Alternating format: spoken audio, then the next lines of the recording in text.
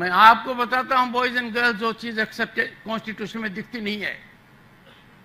There are 22 parts of the constitution which are illustrated by 22 paintings.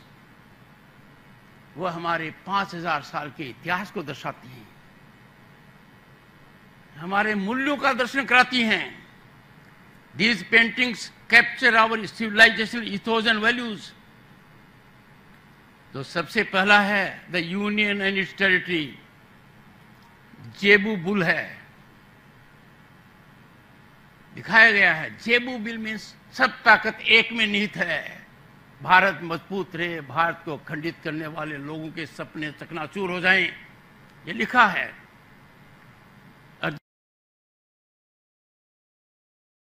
जब हम मौलिक अधिकारों पर जाते हैं, वो पेंटिंग क्या है?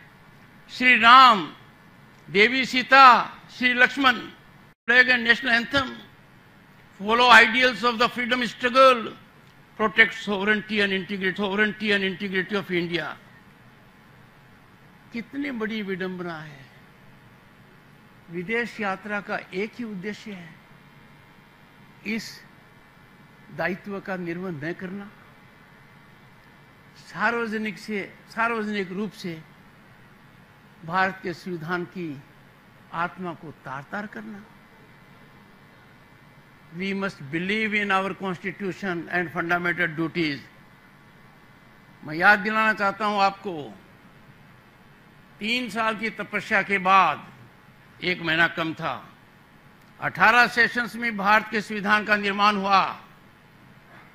Doctor B.R. अम्बेडकर का अंतिम वक्तव्य वहां नवंबर 25, 1949 को था।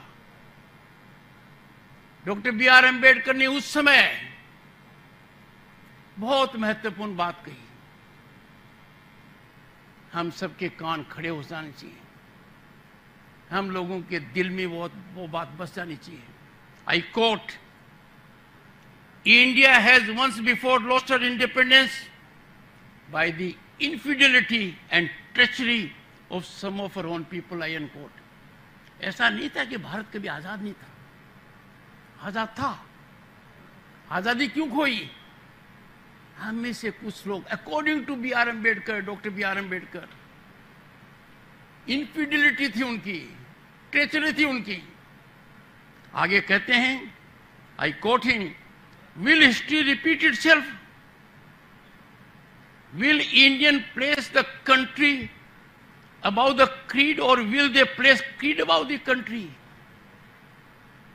आगे कहते हैं, but this much is certain, if parties place creed above country, our independence will be put in jeopardy a second time and probably lost forever. कितनी बड़ी उन्होंने चिंता व्यक्त की है। फिर हमसे उन्होंने एक गाइडेंस दिया, हमें एक सीख दी है कि जब ऐसा मौका आए,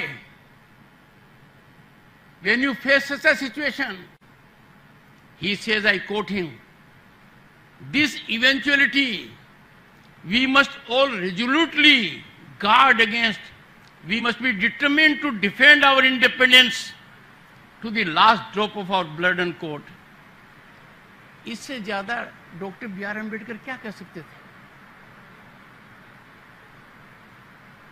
उन्होंने जो चिंता व्यक्त की, कुछ लोग उसको जमीनी हकीकत कर रहे हैं, कुछ देश के अंदर, कुछ देश के बाहर। To the last drop of the blood we have to resolutely fight them. ये मैसेज डॉक्टर B.R. अम्बेडकर का हमारे मन, मस्तिष्क और चित्त के ऊपर अमिट रहना चाहिए। We should be ever to fight, ready to fight this forces.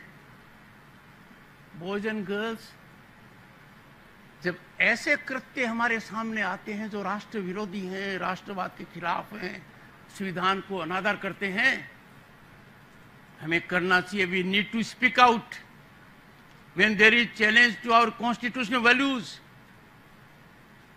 अस्मिता पर प्रहार हो तो आवश्यक हो जाता है प्रतिघात।